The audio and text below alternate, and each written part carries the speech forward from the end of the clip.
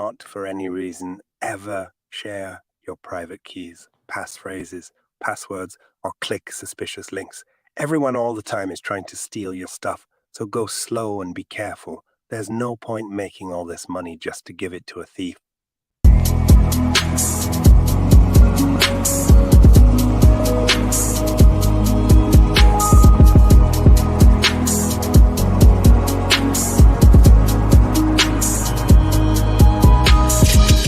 Are you tired of all the uneducated noise you're getting from the droves of YOLO meme coin peddling douchebag gurus out there trying to use you as their exit liquidity? Would you rather learn a competent university-level set of skills that will guide you in managing and investing for the rest of your life? Join us 3 days a week at Digital Investor.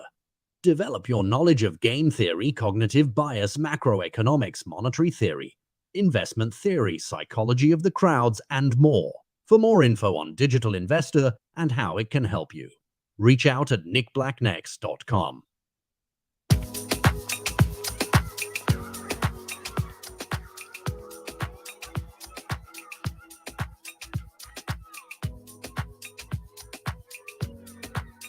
Hello. I have a couple cool ones. Oh, that's a cool one. Yeah, I like that one. All right, let's see. Yeah, gas prices got stupid earlier. Probably some meme coin bullcrap. Oh, wait a minute. All right, I got fleeced at one of those eye places where you go. Someone's like, man, you can go get some badass reading glasses. I was like, okay. And I went through this carnival where they tell you need glasses. And you're like, okay. They're like, but I need them on my license. They're like, well, no. You don't need to do that. They will help you read. I'm like, I know how to read. Like, no. These will help you read little stuff. I'm like, okay, man, can I get some cool ones? Anyway, they take you on this whole circus. And so, God, like $1,000 later, I got some Versace, which is stupid. It's all the same crap. Anyway, I'm going to use them. I don't care if it burns my retinas out. Holy crap, that hurts. It hurts to use these. Woo! But it seems, do I seem smarter now? Look how smart I seem. Don't I seem smart? There was a study that said people that have glasses that teach things, other people are more attentive because they think they're smarter because they have glasses. That comes from when we were kids and nerds had glasses. God. Anyway. I'm going to wear these things till my damn retinas explode. Yeah, gas fees were stupid. Well, it's really hard to see. Gas, maybe I don't know. There's no angle for this. Anyway, yeah, gas fees got stupid. Good morning. So this is going to be just, we were doing office hours a lot before. At least once a week, we're either going to do office hours or the office hours will consist of some educational component. We missed yesterday because we got into talking about nodes and all that. And we had a whole game theory thing prepared. So we're going to talk about that today because it's appropriate when looking, especially as we're going into November.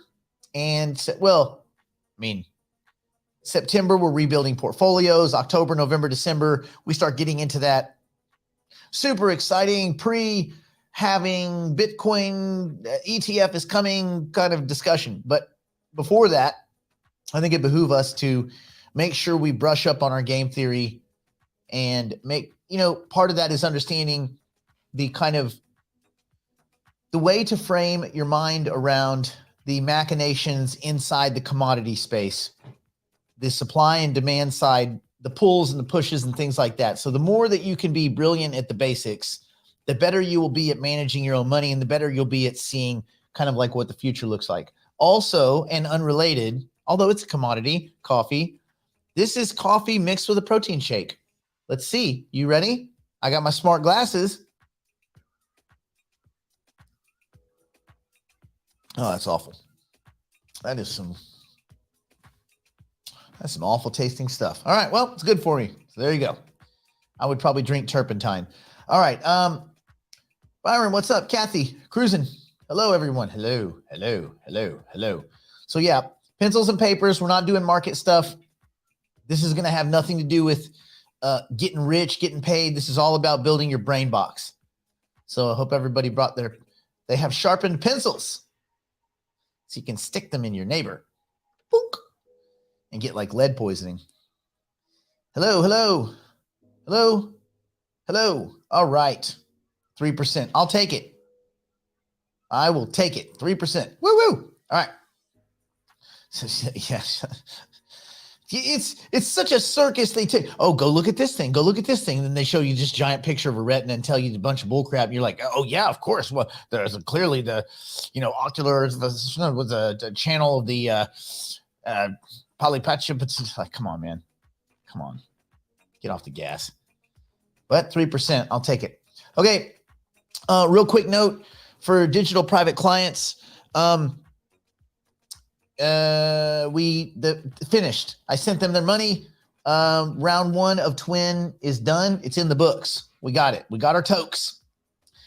Round 2, we don't have many details yet. We don't know when that will be. Could be in a week, could be in a month. We don't know. But round 1 is done. We got them. Round 2, yet to come. That's just for private clients. Everyone else, you will be able to, at some point in the future, when they have their token generation event, participate in one way or another, or not, based on your level of understanding and desire. And really quick, for those of you that are curious about Twin, you can go and join their wait list, and I will put this in the chat. You can join their wait list, and as they open up to testing, where you'll be able to play with their back end and start building your twin, your digital twin, you should do it. So again, for those of you that haven't banged around in there, go play with it. But yeah, it's twinprotocol.com. They don't have a music thing yet. There's not like a twin protocol music.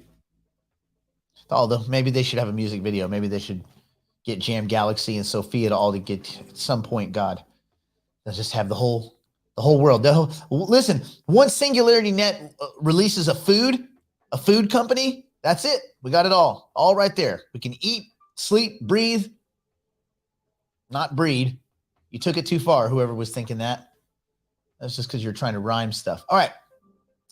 So today, let's go over some basics. Since it's kind of, I did come up, I'll tell you what, you guys are going to like this. I did come up with some other kind of, some bumpers, since it's kind of like a class in session thing. And we're going to be talking about game theory and, yeah. So in that vein, let's see which ones you guys like better. I have 2 of them. There's this one. Hello. You're late. It's good, isn't it? Be honest, you like it. And then here's the other one. I thought about stitching them both together. You're bad at math, but I'm giving you an A+ in confidence. Just doing what I gotta do. Extra credit. They're so good. Anyway, they're both so good. Today is going to be about supply and demand. But first, let's go over some, what do you mean no? You know me. You can't know, Funkle Tim. You choose one. You choose A or B. Okay, question. As we get started, how can game theory affect the digital dollar if it replaces dollar currency? Okay, Dave. I think you want to reframe the way you look at it. Let's talk about game theory. I think this will make more sense if I go through some basic definitions with everybody. Everybody utilizes game theory at some level all the time. All of you do, even if you don't know that you do. Game theory is the study of mathematical models of strategic interaction between rational decision makers.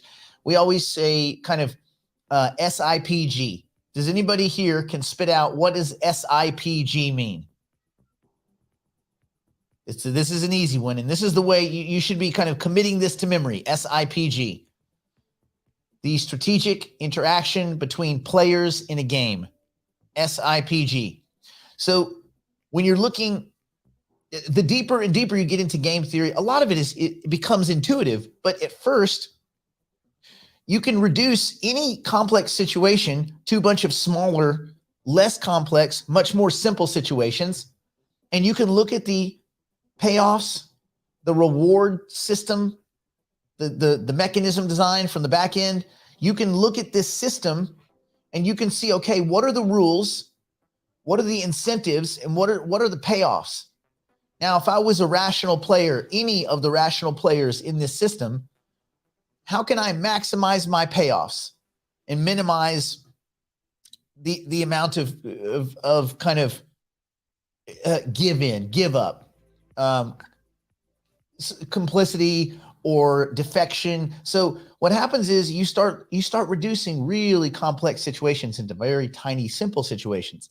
And anything, no matter how complex it is, it's just a bunch of small, little, simple interactions all jammed together.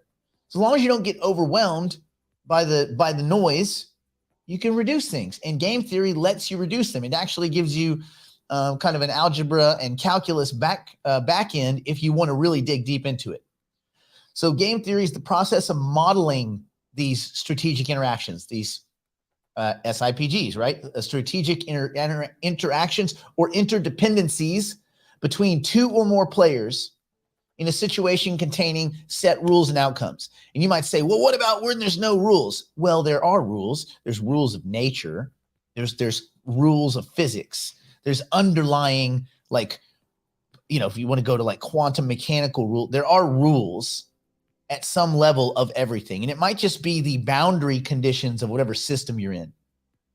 So, and the other thing I would say is you're using math, at least a mathematical thought structure, to reduce what seems complex and opaque into something where you can make a decision. And your decision doesn't have to be 99% accurate. It has to just be better than the people that aren't applying game theory. So as long as you have the broad strokes, you're going to be way ahead of the other people at the campfire. And if you're at a camp, here's game theory one. Here's the very first game theory lesson. Everyone, you're at the campfire and a bear comes to the campfire. He is so hungry. Make it a man bear, because the idea of a female bear ripping people apart is unsettling. So a male bear, he's very angry and hungry. He's hangry. He comes to the campfire. Do you have to outrun the bear? Or do you have to just outrun the fattest kid there? Maybe you're at a weight loss camp. Sorry if you're fat. You're not a protected group. I ain't going to get woke broke for that. Guess what? He going to eat the slowest kid, which is the chubby kid. And if it's a fat camp, as long as you're not the fattest. When you're competing with other investors, when you're competing for kind of rewards, you're competing against the fat kid. Yeah, it is what it is. People are like, don't body shame me. Well, don't be fat. I don't know what to tell you. Like, okay, get on a treadmill, bro. So the better you are at modeling these situations, the further and further that puts you ahead of the crowd. Because mostly nobody pays attention to this stuff. Like, nobody. And I mean, people that run hedge funds, very few. There are a few. You're going to find your occasional Jeffrey Gundlach, your occasional Mike Green. You're going to find the occasional individual or institution that uses a lot of math-based analysis. But you know what? Those dudes always get overruled by some douchebag in a suit with fancy shoes that's like, that's not what my gut says.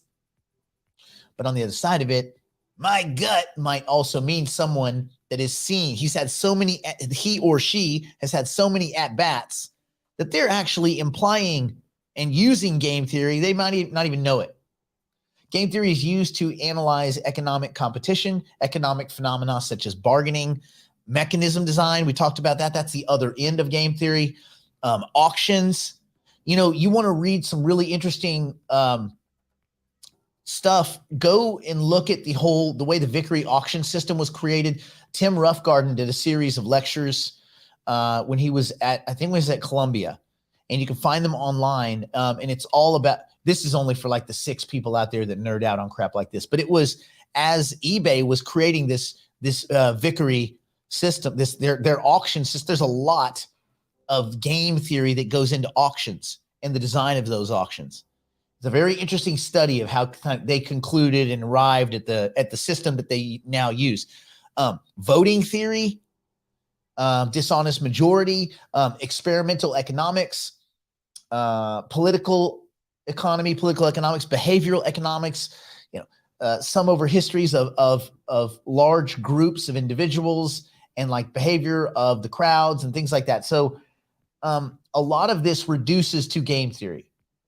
And all we have are assumptions. There are no 100% answers in game theory. So a lot of times people get frustrated because they're like, I don't understand. This is only giving me a little bit of a benefit. Yeah, a little bit of a benefit in an otherwise murky, field is a lot of a benefit, right?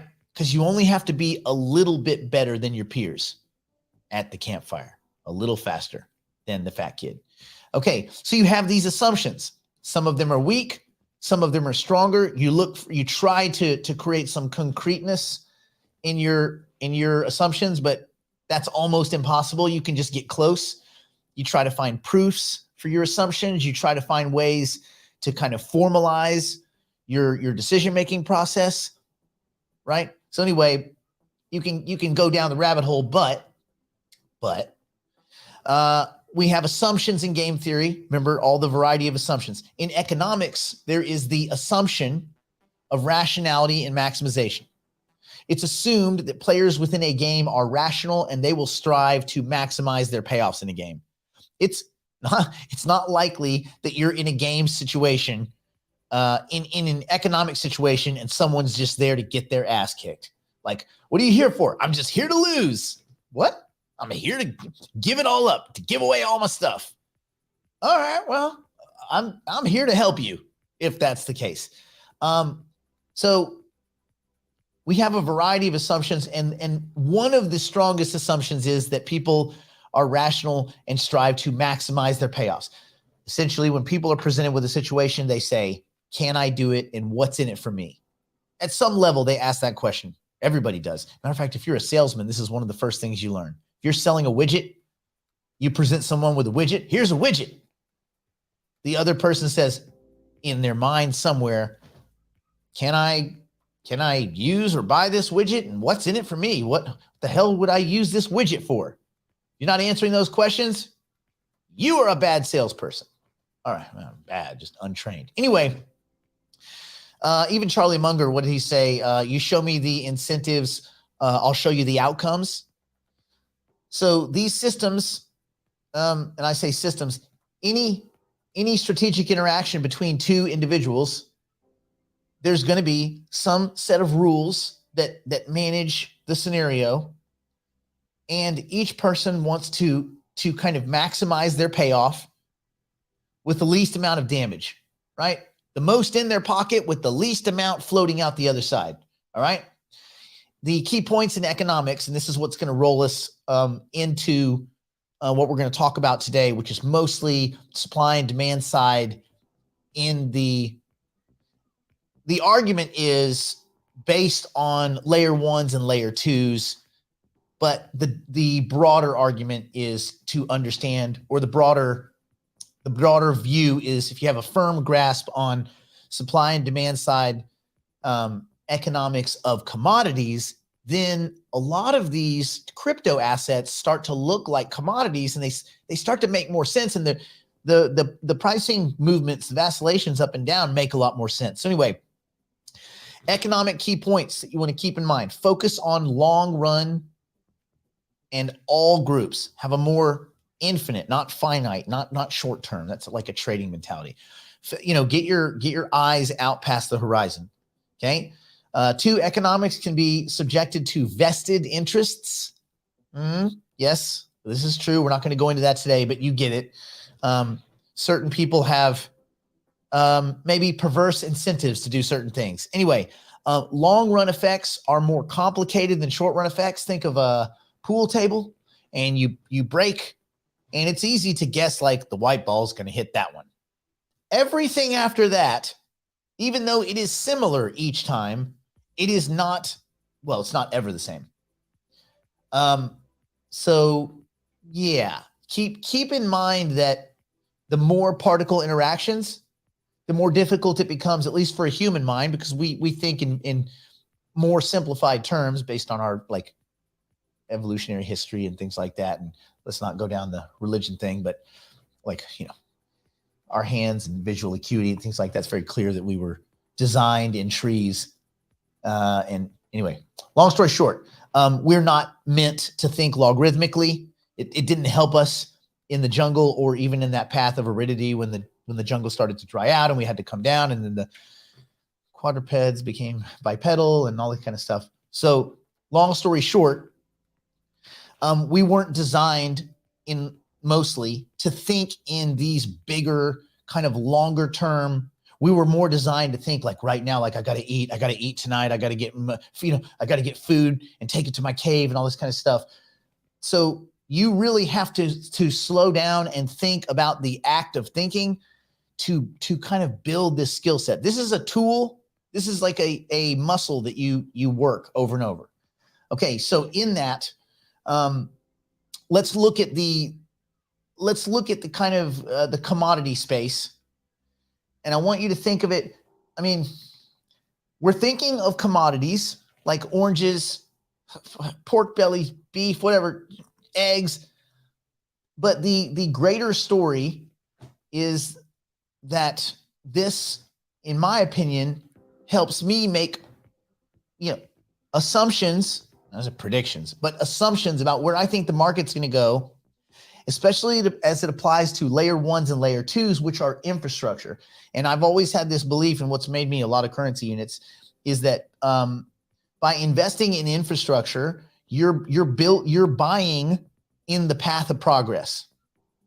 I used to know this guy whose dad was a highway commissioner, coincidentally, very wealthy. Coincidentally, he just knew where to buy real estate. Isn't that crazy that the Texas highway commissioner would know where to buy real estate, and then magically a highway would go through there and the real estate would be way more valuable? Isn't it crazy that that guy would know those things? Like, I guess he's just a great investor. You know what? He's like Nancy Pelosi. He's just like Nancy Pelosi, just really good at investment. What's your secret, Nancy? Is it because you're inside in all those meetings that are not public, and then you invest on the information that you have, insider information? No, it's that I'm really good. I'm just really good at investment. All right. So I know it's so stupid. Let's see. No. All right. So let's talk about the relationship between a commodity and its scarcity. So sit back, relax. Don't think about crypto for a second. Don't think about crypto at all for a while. Just think in the very broadest school-based blackboard terms. The relationship between commodity scarcity and its price are rooted in the fundamental economic principle of supply and demand. You see it. It's right on the chalkboard right in front of you. Basic supply and demand. When a commodity becomes scarce, the supply diminishes, there are changes in relative price, right? If demand remains constant or increases, the price of the commodity will typically go up, right? Even if demand just stays the same. If the same amount of people want widgets and there's just less widgets, then the price of the widget will go up. This is because there is less of the widgets available to satisfy the same level of demand. 10 people want widgets. There's only 5 widgets. There's more currency competition for those widgets. Cool. You have a presence of alternatives. Now, this is where it gets interesting, especially you think about the Ethereum story. It's not just Ethereum. It's not just Cardano. It's not just Cosmos or Algorand or any of the layer ones. You have layer twos and derivatives of layer twos and side chains. So now you start saying, well, it's not so simple. You have to really kind of think deeper into it. The presence of alternatives. When alternatives are available for a scarce commodity, several scenarios can play out. And I look at layer one assets and the tokens as commodities, like this morning when I burnt $32 worth of Ethereum just to send like $1 million. It's a bunch of bull crap. I mean, any other way I would get hosed, but $32, you should be able to send $1 trillion. Anyway, point is, When you are burning these assets like Ethereum and stuff like that, when you're burning these to do a transaction, to me, that feels a lot like a commodity, right? Like I'm using some of the electrons in the system. I'm using water molecules in the system, something like that. So anyway, when there are alternatives available for a scarce commodity, you have several scenarios that start to play out. And I look at layer twos as alternatives for a scarce commodity. And so you have the kind of the two basic things is substitution effect and then complementary goods. So if an alternative can serve the same purpose as a scarce commodity and it is more abundant or cheaper, I mean, look at the layer two scenario. Every single layer two is way cheaper, way faster than Ethereum. I'm just saying, just throwing that out there. So if an alternative can serve the same purpose as the scarce commodity and it is more abundant and it is cheaper, consumers may switch to the alternative. This can reduce demand for the scarce commodity, potentially mitigating its price increase. So for example, if the price of beef rises due to scarcity, some consumers might switch to chicken or those bean meats, whatever the hell that stuff's impossible meat. It's impossible, all right. But anyway, but sometimes people go and they don't come back.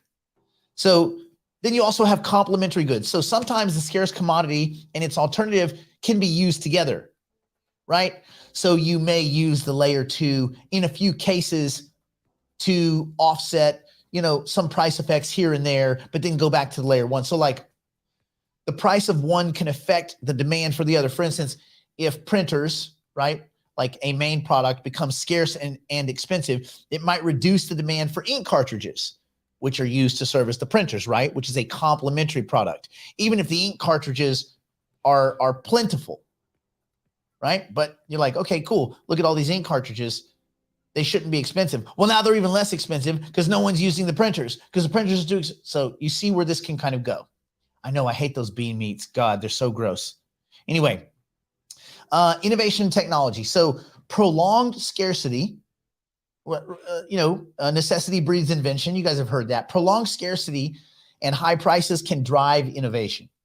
Companies may invest in R&D and find more efficient ways to produce the commodity or to develop alternatives. Over time, this can alleviate scarcity and even make the original commodity basically obsolete. Anybody use MySpace? I know, not a super great example, but you see what I'm saying. Like sometimes innovation and technology will just push you away from Ethereum. Think about it. Think how clunky and garbagey and expensive it is. The people that are pushing Ethereum right now that are really telling you, oh, it's going to a $20,000, $30,000. Those are people that have overinvested, that haven't done the mental math, and they just don't understand innovation, period. Like they understand innovation enough that Ethereum's cool, but they don't think, well, no one would go past Ethereum. Why would you ever have anything that's not Ethereum? What do you, anyway, speculation. In some markets, especially with non-perishable commodities, investors might buy up large quantities, anticipating future scarcity and price increases. Hashtag old hedge fund guys that may have been booted out of Goldman Sachs, and now they're going around telling everyone to buy Ethereum because it's going to 25,000 or 30,000 because they just own a big bag. This can exacerbate short-term scarcity. It can drive prices higher. This is very common in metals markets. Yes, saw it a lot. Oil and even real estate. And then you have elasticity of demand, right? Some goods are considered necessities, like certain medicines, and demand for them remains relatively constant regardless of the price. Well, right now, if you're doing any transactions on a layer one, Ethereum, well, let's use Ethereum, then whether the price is high or low, people are still using it, but you're using it a lot less when the price goes up. So scarcity in such commodities can lead to substantial price increases if there's not alternatives, if there's not that technical offboarding, right? So for luxury or non-essential goods, a small increase in price due to scarcity might lead to a significant drop in demand. If it's some damn purse or some Gucci bull crap and it goes way up, you're like, you know what? I'm out. I don't care. I don't need the Gucci bull crap. Anyway, although Gucci does make badass shoes, they have they made a series of shoes with Adidas. They're so dope. Anyway, I digress. If you want to get me something for Christmas, don't get me that, because that is a damn waste of money. Do you know that they will? I told you guys this. They offer financing on t-shirts, on Gucci t-shirts. You want to wonder why everybody's in debt? Like everybody during COVID is in debt because a bunch of dumbass YOLO millennial douchebags finance goddamn t-shirts so they can floss and they can have cool Instagram photos. Dummies. They're all broke as hell now. All the savings, all the savings are gone, right? Like all the people's savings during COVID, it's all gone. We're now behind where we were in 2019. Everybody's worse off. Not everybody. But a lot of people are. Keep that in mind. And also the debt's about to kick back. Okay, anyway, I digress. So you think, what about technical? We talked about this kind of technological innovation and advancements in manufacturing, right? Being forced when you have like a high price commodity like an Ethereum and things like that.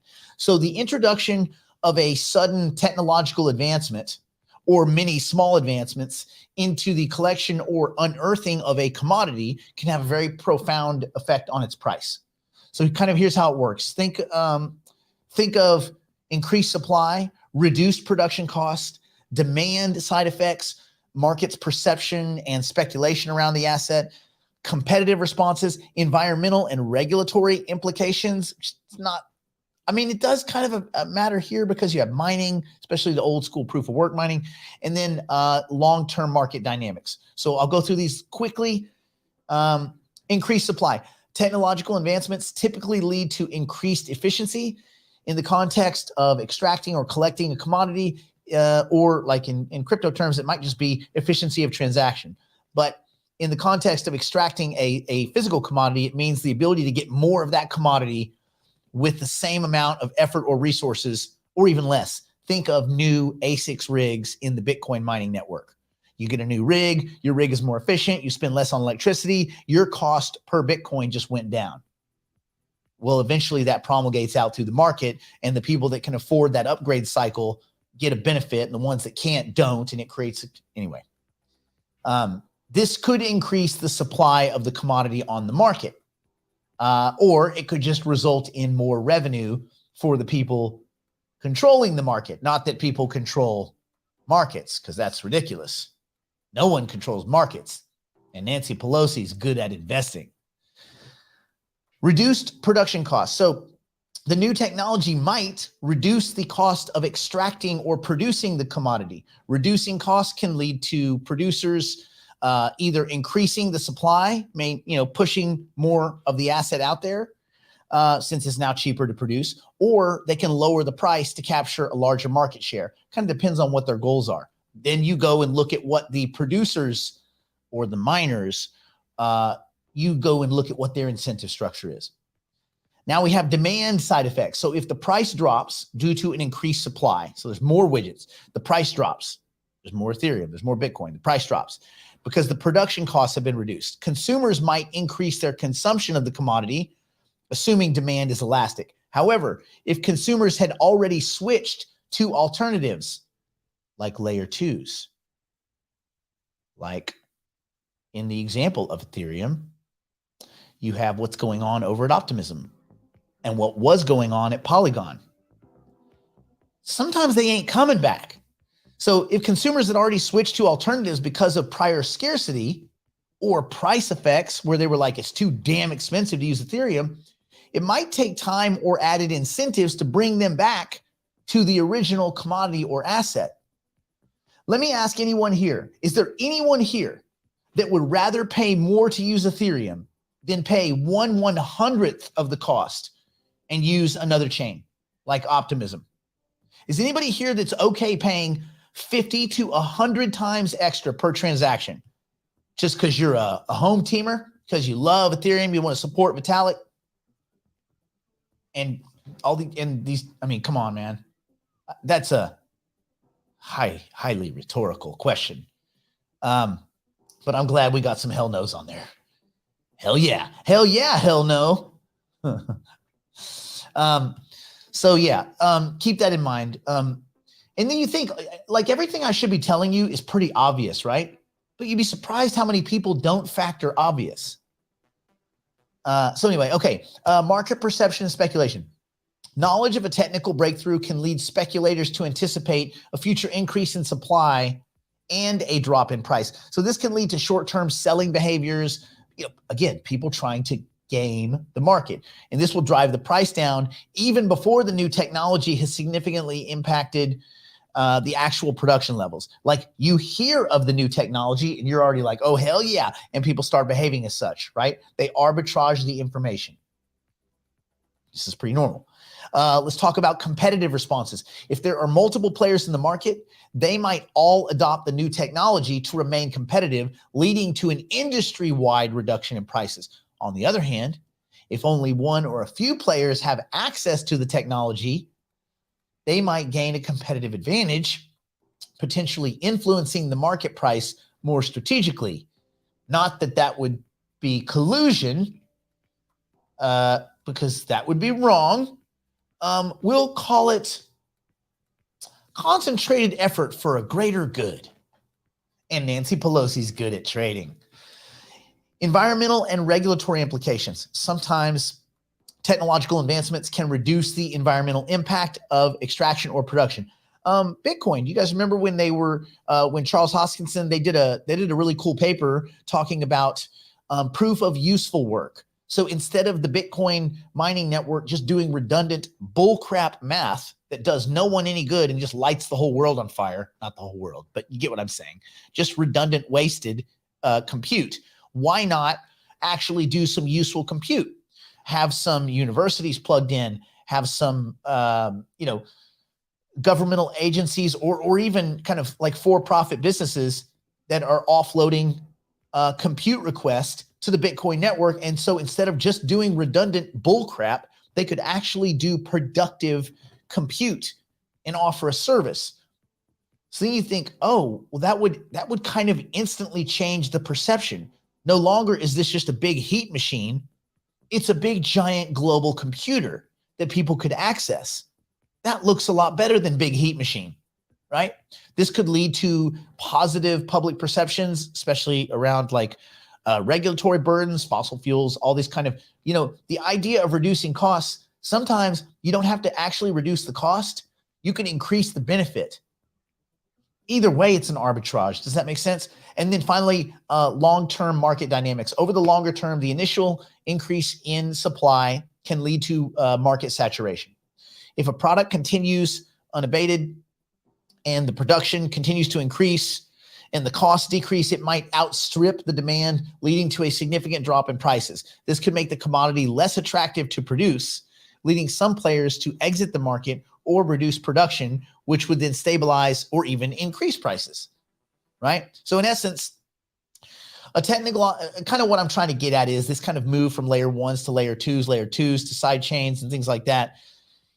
A technological advancement, especially in the crypto space, in the collection, the unearthing, the mining, the deployment, or the use of a commodity can significantly reduce its price, primarily due to increased supply and reduced production costs or cost of carry. However, the exact impact is influenced by a bunch of different market dynamics, including demand elasticity, competitive landscape, speculative behaviors, and whatever incentive structure is left for the major players in the industry. So while scarcity generally leads to higher prices, just as a general rule, right? Due to the interplay of supply and demand, the presence of alternatives, along with other factors like speculation, innovation, and the nature of demand, can modulate the price response. Make a sense of? There's 67 people here. No one wants to come to class today, right? We have like 250 people yesterday, and today it's like 60 people. You guys are the smart ones. I bet you guys outperform everyone else. Okay. Anyway, do me a solid. As you can see, there's no commercials here. We don't do that. throw in a like if you can, and maybe other people that are kind of curious and on the fringe of learning a little bit of game theory. Supply, demand, good times. We're going to be doing office hours every Tuesday. It'll be 8 to usually 8:30. Normally, I'll keep it open for questions, but if there's a subject that I feel like we really need to hammer home, then we're going to focus on it. But normally, we will keep it kind of open for questions. So if you can, do me a solid. Throw a like on there. There's only 67 of us, right? Just a few of us. Throw a like on there. And then, yeah, for those of you that are jumping in Digital Investor, the nodes are coming. Everything's going to be good there. Feel free to reach out. There's a lot of new tools going online in Digital Investor on the back end. So like once you're in Digital Investor, it's not just the streams and stuff. There's like a whole back end and all these kind of cool tools that Brandon's building out. Pretty badass.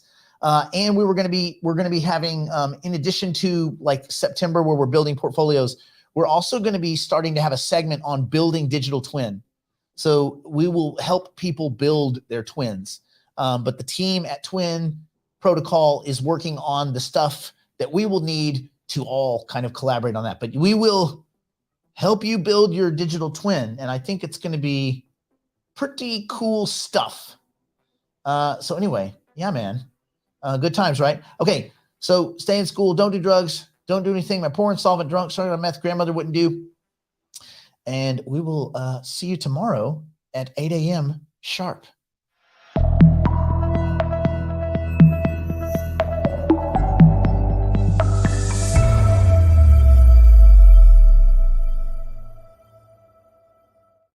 If you're an accredited investor and you want in on angel, seed round or early round equity and token opportunities in the artificial intelligence and cryptocurrency space, schedule an interview at nickblacknext.com.